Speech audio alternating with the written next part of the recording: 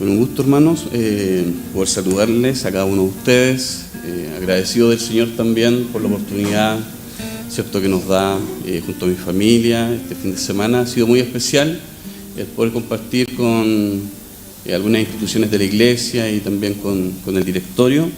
Ha sido un tiempo bonito, como decía Laura, un poco cansador en algún momento, sobre todo ya en la noche, pero feliz en realidad, ¿ya? Gracias a Dios ha sido un lindo tiempo acá, y bueno, esperando que el Señor bendiga nuestros corazones en este día. Amén. Sí, porque hemos venido, ¿verdad? Creo yo que en el culto hay dos fenómenos interesantes que se dan, que es lo que yo traigo a Dios, ¿cierto? Que es mi ofrenda, en este caso nuestro corazón dispuesto a adorar. Porque eso es lo que traemos, ¿verdad? El culto es para venir a adorar, es para venir a agradecer, pero lo segundo relevante en el culto ahora es lo que Dios nos da a nosotros. ¿Amén? Yo soy del sur, así que para el sur somos buenos para los amén, ¿eh? Bueno, quiero que podamos compartir un tema especial relacionado con... hoy me equivoqué en la clave. Sí, relacionado con la preparación. Nosotros allá en Chillán, culturalmente Chillán es una ciudad muy católica, ¿ya? Pero muy católica. Tenemos, inclusive cerca donde está el templo, tenemos una iglesia católica que fue la que regaló Bernardo Higgins en su momento, y es patrimonio nacional y está muy cerquita de nosotros. Así que hay una cultura bastante católica, y es muy común que ya en este tiempo se haga notorio el periodo de Cuaresma, ¿cierto? Entonces yo a los hermanos les digo: hermanos, el mes de marzo ustedes saben que estamos en Cuaresma, así que ya todos me entienden que el mes de marzo nos comenzamos a preparar para Semana Santa. Pero obviamente la Cuaresma o la preparación, ¿cierto?, de poder llevar una vida un poquito más diferente tal vez, no tiene que ver con la cuestión exterior del ser humano, sino que la preparación es entender a qué vino Cristo. Hay tres personajes en la Biblia, que son los personajes que han producido quiebres en mí. Obviamente el primero siempre va a ser Jesús, y es el personaje más relevante de todo el texto, ¿no? O sea, sin Jesús en el texto bíblico no hay texto bíblico. Él es el que le da sentido a esta cuestión. El segundo personaje es Job, por la cuestión de la fe, ¿no? La cuestión cuestionadora, esa cuestión que yo les decía ayer a los jóvenes acá. A mí me costó creer en Jesús, y yo vengo de una familia cristiana desde siempre, soy hijo de pastor, pero aún así, en mi experiencia personal, a mí me costó mucho creer en Jesús, por lo menos en el Jesús de la Biblia, ¿no? No en el Jesús de mis padres, no en el Jesús de la iglesia en la que yo asistía, no al Jesús de la denominación en la que un momento fui, sino que el Jesús que la Biblia muestra. Así que Job es un personaje interesante, por lo menos para mí. Y el tercero es Jeremías, cuando yo entiendo que el Señor me tiene para ir al ministerio. Y yo digo: no, esa cuestión no puede ser vivir todo o repasar o revivir lo que vivía al lado de mis papás. Entre paréntesis, yo vengo de la cuna pentecostal, ¿no? Pentecostal. De los tres, gloria a Dios y para siempre. De allá vengo, ¿ya? Mi padre era pastor justamente también de esa misma movimiento pentecostal, ¿ya? Así que el tema en algún momento era como complejo y difícil. Pero en el andar de la vida y en este encuentro que tengo con Jesús, porque Él me encontró, Él me salió a buscar. Yo estaba completamente perdido. Estaba tan perdido que en mi casa nunca me lo dijeron, pero ellos sabían que yo era una persona que no creía en Dios, y menos iba a creer en Jesús. No creía, no podía creer. Entonces a mí me costó creer y me costó entender. Pero como Dios es tan paciente y le tiene paciencia a los porfiados como uno, me hizo entender y me hizo comprender. Y como dijo el hermano cuando dio los avisos, ¿cierto?, de la Academia Bíblica, y lo dijo un escritor muy famoso, creer es también pensar. O sea, la fe no es una cuestión ciega. La fe no es una cuestión loca, que no tiene sentido. No, eso no es fe. La fe pasa también por el intelecto. Y la evidencia está en la Escritura misma, ¿no? Entonces, bueno, frente a esa realidad yo quisiera el día de hoy que pudiésemos tener una reflexión de preparación, ya que estamos en la Cuaresma, ¿cierto? Del propósito del por qué vino Cristo a este mundo. ¿Por qué vino Jesús? Pero más que el por qué, quisiera que comenzáramos reflexionando a qué vino Jesús a este mundo. Y me gustaría poder escuchar tal vez de ustedes algunas expresiones. ¿A qué vino Jesús? Atrévanse, ¿no? Vino a acercar la relación de los hombres con Dios. Ya, correcto. A salvarnos, a pagar nuestros pecados. A ver, acá. Para salvar al más vil pecador. Amén. ¿Qué más? Deshacer la tradición. Ya, también. Le dio verdadero sentido, ¿cierto?, a la ley. Correcto. Ya. ¿Algo diferente? ¿Alguien se atreve a decir algo diferente, aunque suena locura tal vez? Para llegar a Dios tengo que pasar por Jesús. Ya, correcto. A cumplir la ley. Ya. Ya, correcto. Todo lo que han dicho es correcto. A vivir sabiamente. Vino por amor, porque no podíamos comprender y se tuvo que hacer hombre para que nos podamos. Correcto. Todo es correcto lo que han dicho. Pero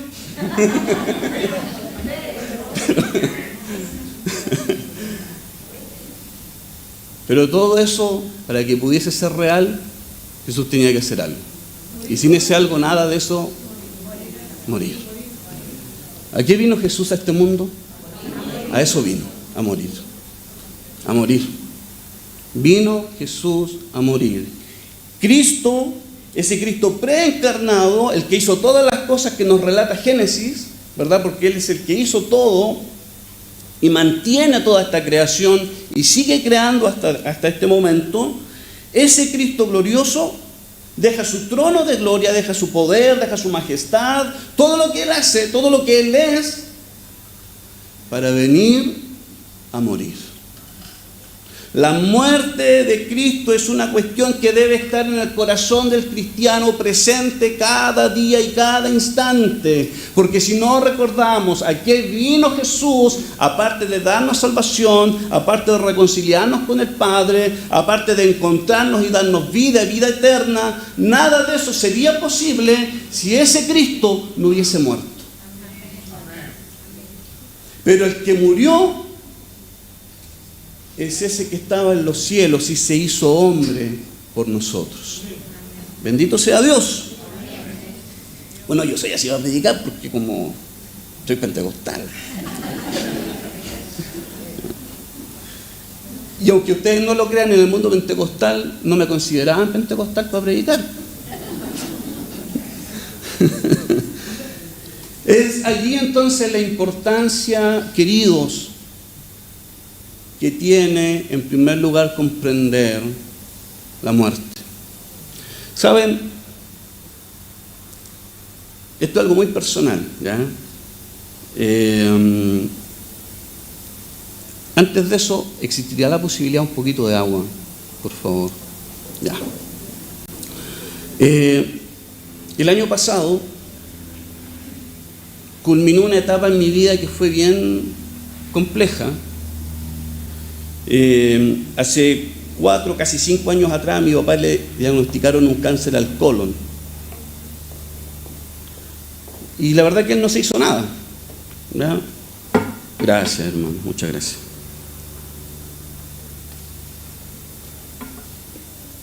Y fue un proceso casi de 5 años, donde vi a un hombre, ¿cierto? Mi papá, medíamos lo mismo, pero un hombre que tiene una voz profunda, ronca, así para hablar. Siempre cuando era chico en el colegio me preguntaban si mi papá era castigador, porque como que intimidaba con la voz, y sobre todo con su rostro serio. Pero no, la verdad que era mi mamá la que nos reprendía todo en la casa. Así que fue un tiempo complejo para mí en tratar de comprender, porque yo soy una persona que todo tengo que pasarlo por la cabeza. Soy honesto, yo todo tengo que pensarlo, o sea, no, me cuesta asumir las cosas no, porque esto es así nomás, no, a mí me cuesta, ¿ya? Y cuando mi padre ya el año pasado ya estaba en cama, ¿no? Fue un tema complejo porque con mis hermanos nos turnábamos una semana cada uno a viajar para poder atender a mi papá, desde acompañarlo, darle comida, limpiarlo, cambiarle sus paños, todo eso tuvimos que hacer. Nunca pensé que iba a ser algo así, nunca lo pensé. En esa realidad, hermanos queridos, el Señor me hizo entender el tema de la muerte. Porque yo siempre he tenido problemas con la vida, soy honesto. Porque la vida en realidad sin Cristo para mí no tiene ningún propósito.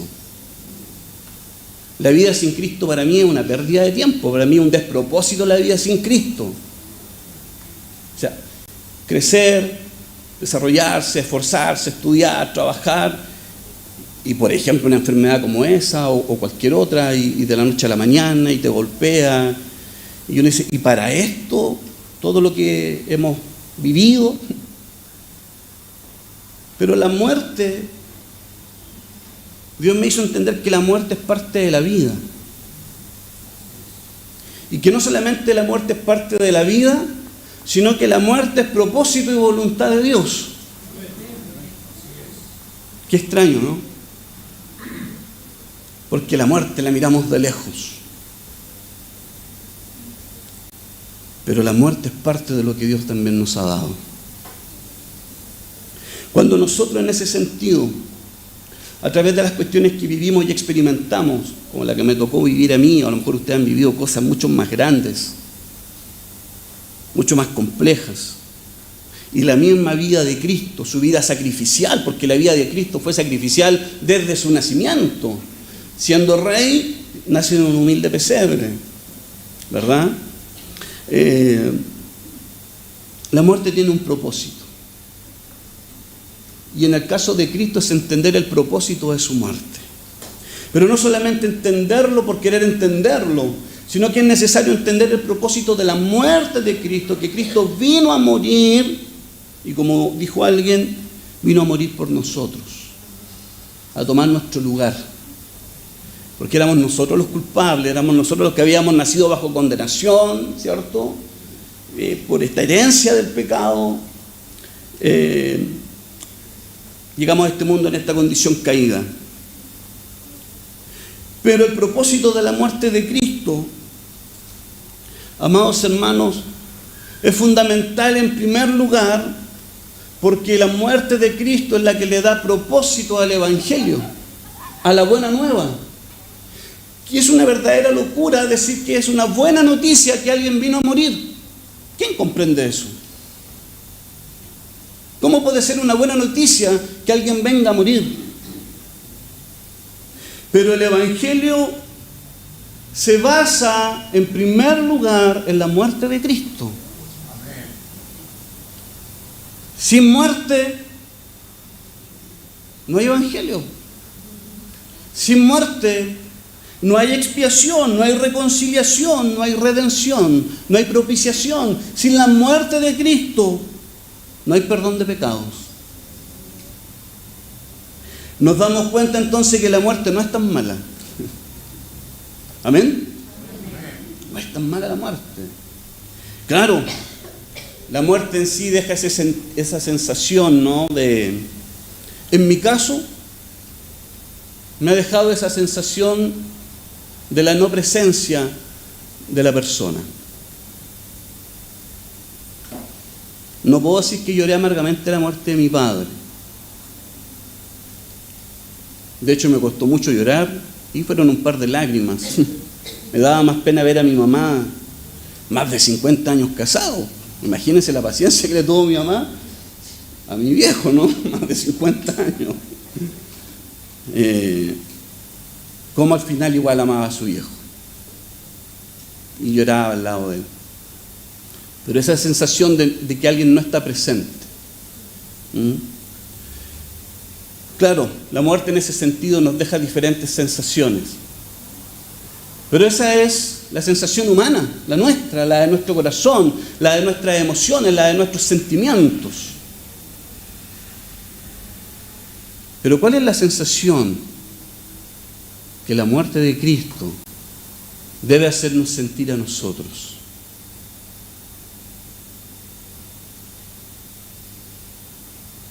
Porque nuestras emociones, nuestros sentimientos están involucrados también. Dios nos hizo así. Dios nos hizo con la capacidad de sentir. Dios nos hizo con la capacidad de llorar. No podemos negarnos a esa realidad. Eso es lo hermoso de cómo Dios nos creó.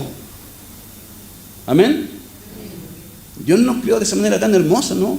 De poder sentir amor, cariño, emociones, sentimientos.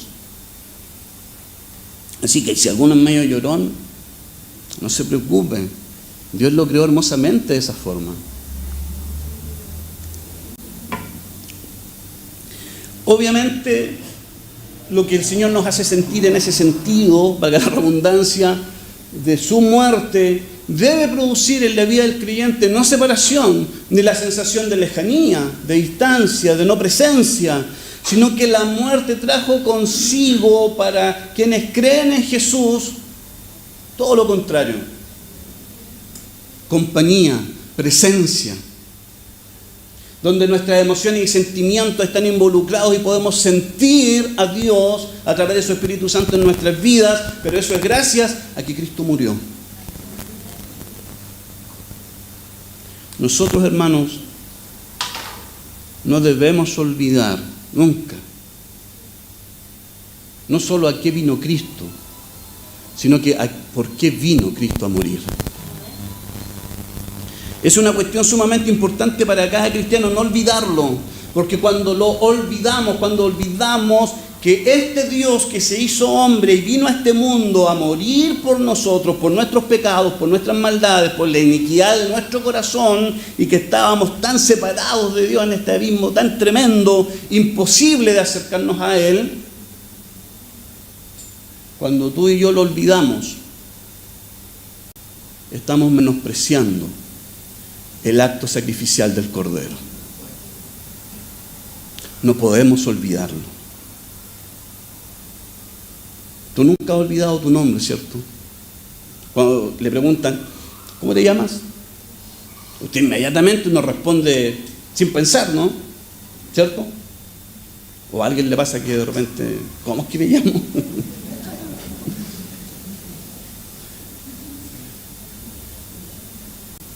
La muerte de Cristo debe ser así para nosotros. Tiene que estar presente en el corazón. Porque cuando no está presente comenzamos a olvidarlo. Entonces nuestra conducta ya no es la conducta que Cristo espera de nosotros. Ya nuestra búsqueda también personal, ¿cierto? Nuestra oración, nuestra lectura bíblica, en la casa ya pasó un día que no lo hicimos, después pasaron 2 días. ¿Y por qué? Porque estamos olvidando a qué vino Cristo. Y la cuestión es que si bien Cristo vino a morir, pero Cristo vino a morir por ti. Vino a morir por tus pecados, para que no fueras tú el que muriera en una cruz. Porque si morías tú en una cruz, esa cuestión iba a ser en vano. porque iba a ser completamente imperfecto, porque el que debía morir en una cruz, la Escritura nos enseña que debía ser uno sin pecado. Cuando estudien Hebreos con el hermano, eso les va a volar la cabeza. Se los digo desde ya, así que inscríbanse en la Academia Bíblica. Cristo vino, ¿verdad?, a reemplazarnos, porque no hubo pecado en Él y nunca cometió pecado. Frente a la tentación, tomó las herramientas que tenía y respondió, ¿verdad? Allí, Mateo 4, si no me equivoco, Satanás va y lo ataca humanamente. Son 40 días de ayuno, obvio que tiene hambre. Pero ¿qué le dijo el Señor? No solo de pan vivirá el hombre, sino ¿de qué? Amén. Cuando le ofreció, ¿cierto?, los reinos, para que Satanás quería que Jesús lo adorara. ¿Cómo responde Jesús? Cuando lo lleva al pináculo más alto del templo, ¿verdad?, y le dice que se lance, porque escrito está, le dice Satanás, y Satanás también conoce la Biblia. Porque escrito está, a sus ángeles enviará. Muy astuto, ¿no? Pero ¿qué le dice el Señor? ¿Alguien se acuerda de esa parte, no? Hay que leer la Biblia. No tentarás al Señor tu Dios. Pudo vencer cada una de esas cuestiones, pero lo hizo por nosotros. Era por nosotros que el Señor venció. Y por último, en el contexto de la muerte, porque ustedes saben que el título es... Oye, un paréntesis, ¿eh? Me dicen, pastor, ¿cuál es el título del...? A mí me cuesta ponerle título a los sermones, ¿eh? Siempre ha sido un desafío para mí. Y lo último que hago justamente es el título, porque...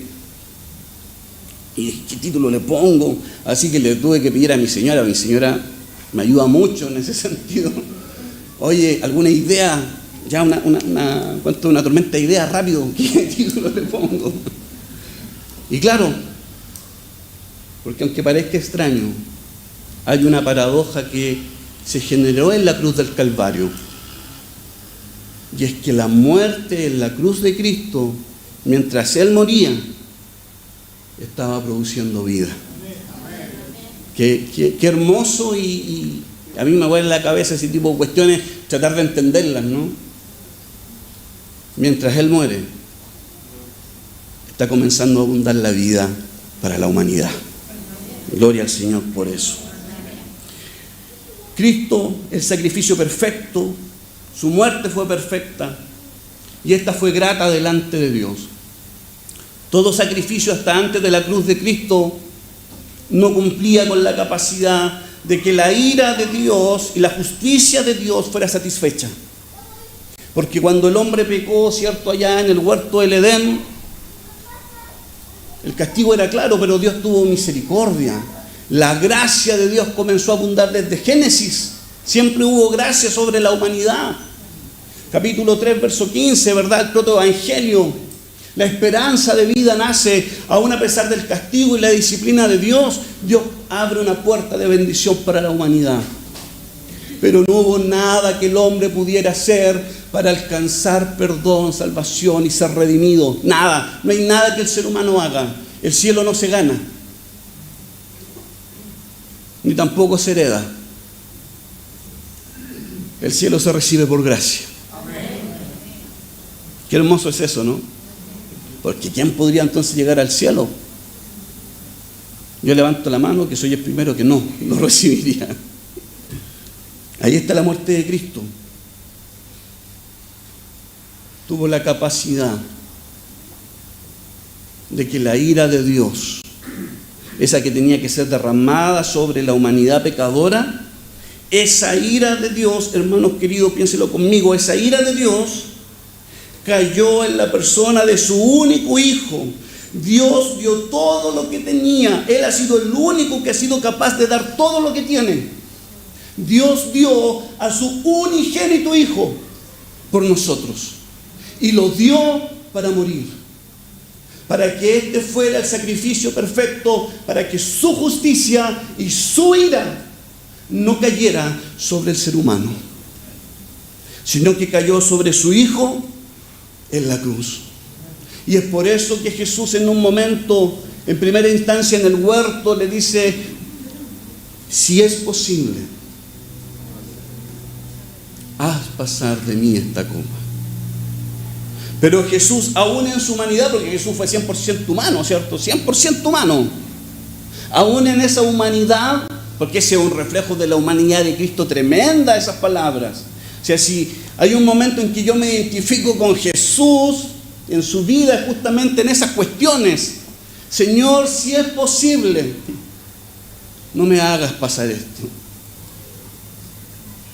Admito que me falta la otra parte muchas veces, o la gran mayoría de las veces, pero no sea como yo quiero, sino como tú quieres. Porque eso es aceptar lo que Dios quiere, ¿no? Allí está. Y esas últimas palabras tan humanas, ¿verdad?, de Cristo el Cordero en la cruz, donde siente, no sé, no quiero que suene herejía, pero solo para explicarlo, me da la sensación que Jesús experimenta por primera vez el abandono del Padre. Dios mío, Dios mío, ¿por qué me has abandonado? Es que Dios no tolera el pecado. ¿Han escuchado ustedes la frase que Dios no tolera el pecado pero ama al pecador? ¿Alguien me puede decir dónde aparece eso en la Biblia? Tarea para la casa, ¿ya? Dios no tolera el pecado y tampoco tolera al hombre pecador, porque Dios es santo. Y para eso vino Jesús, para que hubiera un mediador entre este Dios santo y justo y el hombre pecador. Por eso es que la muerte es parte esencial del Evangelio, queridos hermanos. Sin la muerte de Cristo, hoy nosotros no estaríamos acá.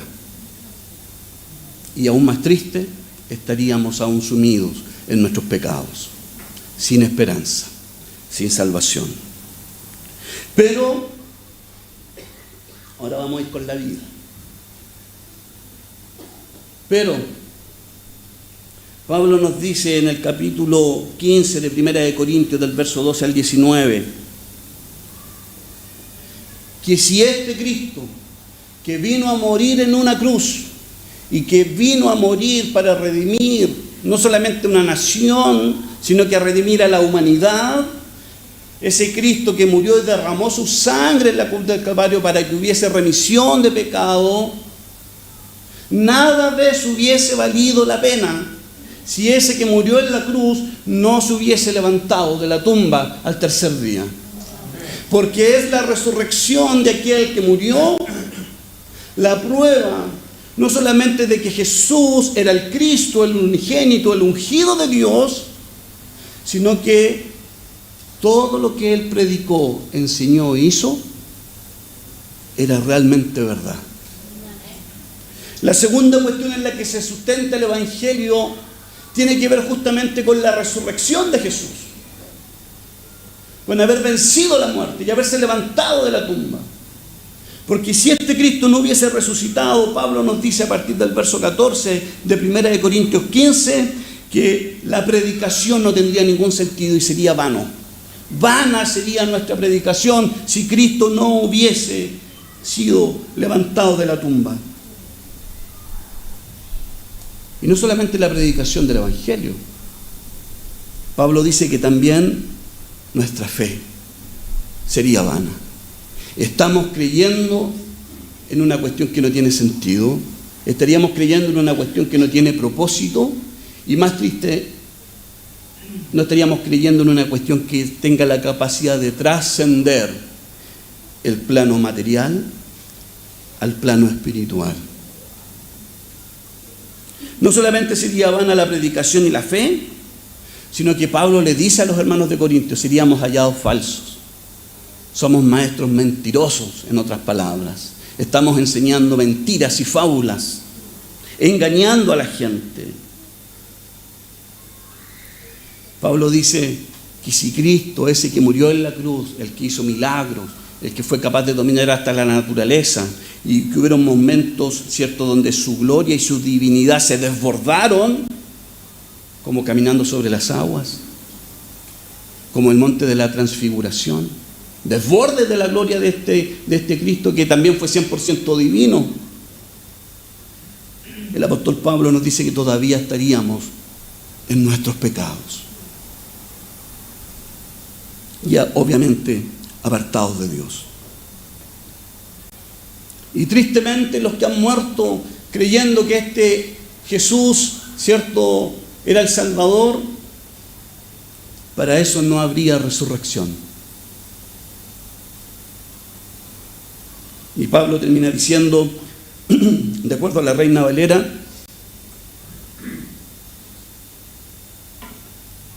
seríamos dignos de conmiseración.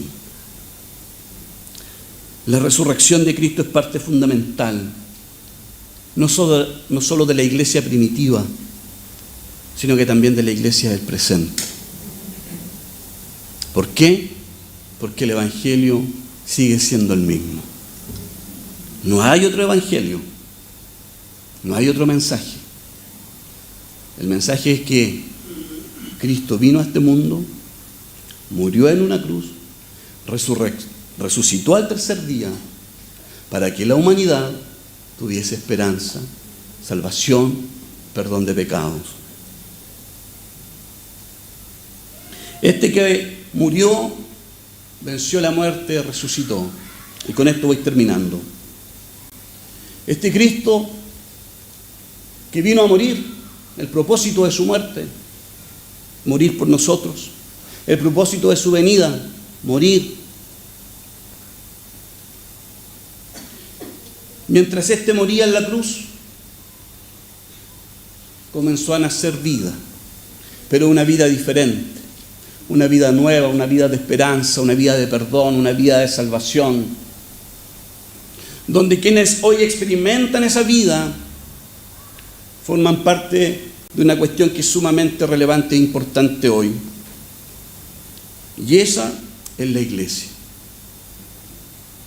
La iglesia de Cristo, de acuerdo al apóstol Pablo en su carta a los Efesios, él les dice a los hermanos, la iglesia es el cuerpo de Cristo. Y la cabeza de este cuerpo es Cristo mismo. Pero esa realidad de la que hoy nosotros participamos y en la que estamos, se logró en la muerte de Cristo, confirmando esa realidad en su resurrección. Y es por eso que la muerte de Jesús es una muerte que vino para producir vida abundante. Es por eso que la muerte de Cristo en la cruz genera vida hasta el día de hoy. Porque esa vida se llama salvación. Y esa salvación es la que produce vida eterna. Bendito sea el nombre del Señor. En este tiempo en que nos estamos preparando de una u otra forma, como lo dije al inicio, para recordar lo que Cristo vino a hacer hace tanto tiempo atrás, yo quiero que esto pueda quedar en sus corazones y que no olviden nunca a qué vino Jesús a este mundo: a morir por ti, a morir por ti. Vino para que tú hoy tengas vida, para que yo tenga vida, para que tengamos salvación. El Señor nos invita entonces a tener un corazón no solamente presente con esta realidad, sino que esta realidad debe estar presente para tener un corazón que todos los días dé gracias al cielo, porque el cielo nos envió el regalo más hermoso que podamos tener, a Jesucristo. Oremos al Señor.